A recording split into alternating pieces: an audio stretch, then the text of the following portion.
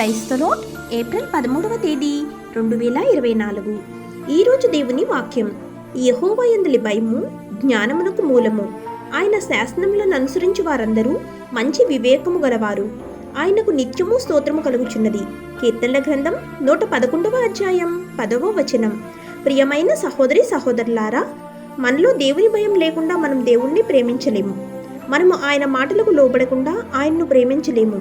కొందరు దేవుని భయం మాత్రమే విశ్వాసులను పాపం నుండి పారిపోయేలా ప్రేరేపిస్తుందని బోధిస్తారు. మరికొందరు పాపానికి వ్యతిరేకంగా సరైన ప్రేమ మాత్రమే అని బోధిస్తారు. ఆయన్ని ప్రేమించటం అంటే ఆయన ప్రతి ఆజ్ఞను పాటించటం. అయితే స్థిరమైన శాశ్వతమైన విధేయతను ఏది ఉత్పత్తి చేస్తుంది? దైవభక్తి ప్రేమపూర్వక విధేయతకు ఒక మూలం నుండి పుడుతుంది.